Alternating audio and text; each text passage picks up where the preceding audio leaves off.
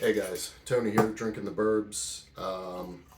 So, on my bourbon terms video, I got a question.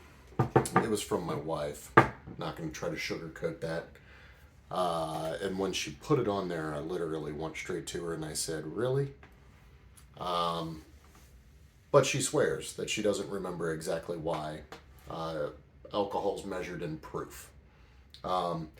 And so I'm having a pour here of early times Kentucky straight bourbon whiskey bottled in bond. So if you remember from the Bourbon 101 or Whiskey 101 video, whatever I referred to it as, bottled in bond means that it was aged for at least 4 years in a federally bonded and secured warehouse, supervised warehouse. That's the word I was looking for, and bottled at exactly 100 proof. So this is 100 proof whiskey, bourbon whiskey to be exact, but it's 100 proof whiskey. Why do we measure things in proof? Well, it actually goes back to the 15th or 16th century in England when they started charging a higher tax on people who were producing libations that had a high alcohol content. And so what they were looking for was proof that the liquid contained alcohol. The way that they did that is they would take a gunpowder pellet. Now, I'm not 100% sure what that is. I know in more modern day stuff, I've heard just gunpowder. Um, but basically, what you do is you take gunpowder, you soak it with the fluid that you're wanting to test, and you light it. And if the gunpowder will still light, that is proof that this has alcohol in it. Now, I'm not sure back then that they were concerned with the exact amount of alcohol. My best guess is they were not. I don't think that they were looking at the color of the flame or anything like that to try to determine how much alcohol was in it, just that it had alcohol in it at all. So, now in more modern days, each one of these distilleries are charged a tax based on the level of alcohol that goes into the bottle. So, when people bottle stuff at 80 proof, which is kind of the standard across a lot of liquors, whiskey has really gone away from that with some of their, well, the Bottled in Bond Act, stuff like that.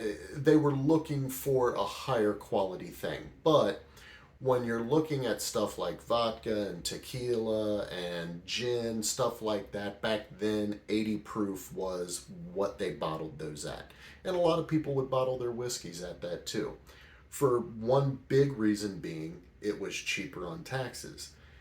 When companies put out a bottled in bond product, one of the reasons that it's bottled at exactly 100 proof is because there is a deal with the government to make that bottled in bond product. They get charged less on their taxes and they only get taxed on it once when it's bottled and shipped out versus being taxed on it each year that it sits in a rack gaining ABV. Now, that is, I'm not 100% sure how they do that taxation. That would be a question for some business manager that works at a distillery. Maybe one day I'll get an interview with one and find out the real lowdown on it. I'm sure there's a website I could read that would have a bunch of legal jargon that I just don't care to actually read. TLDR, taxes, they get a little bit of a break on the bottled and bond product. Anyway, so the proof. When whiskey was being distilled and shipped down to areas, a lot of times what would happen is these riverboat captains would thief some bourbon, some whiskey out of the barrels as they were being transported, and he would replace it with water.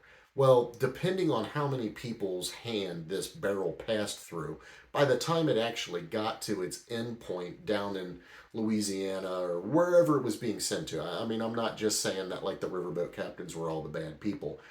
All I'm saying is, as the barrel was changing hands from one person to the next, a little bit of whiskey was being taken out, a little bit of water was being put in, and you could end up with a product that, while it may have looked like whiskey still, wasn't really in the whiskey ranking. Now, in the United States, it has to be at least 80 proof to be a whiskey. Anything lower than that's a liqueur. So that's one of the things that they would be concerned about. So what they would do is the same test that was done in England back in the day, and they would put a little bit of the distillate on some gunpowder and try to light it. And if it lit, that was proof to them that this was still an active libation that was worthy of being drank. Whatever you could possibly cut it down to for that ignition to still take place, I don't know. There's probably some website with a hypothesis on that too, and somebody maybe have tested it. So I would search Google, YouTube, and see if you can find a video on somebody that's tested it. How low can I sink the ABV? They've got spectrometers and stuff these days, so somebody could take a glass this size and dilute it down a degree each time and see if it still lights. Those people have way more time than I do. But anyway, so that answers the question why they call it proof. Now, interesting fact that I found, just because I wanted to learn a little bit more on proof. So it was developed back in England, back in the 15 or 1600s, somewhere around there, to do taxes.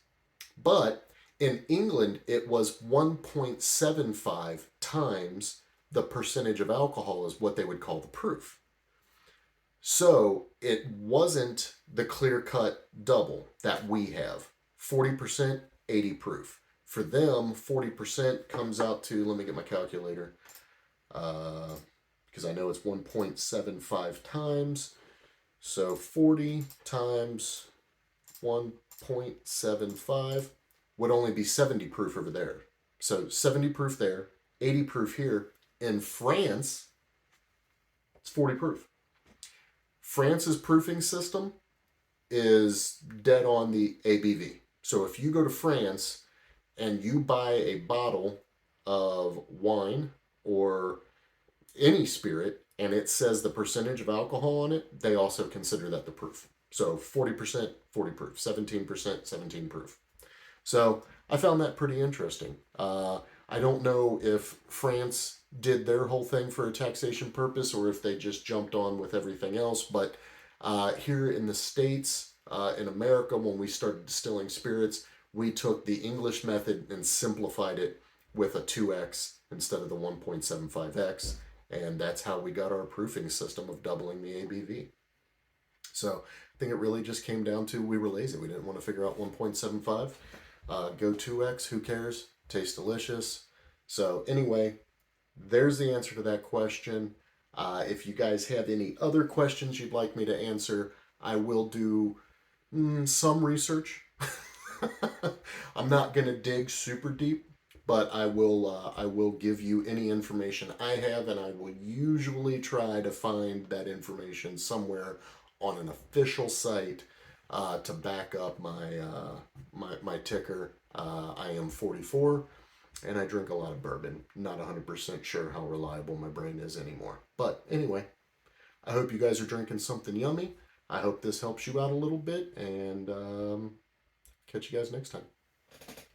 Cheers.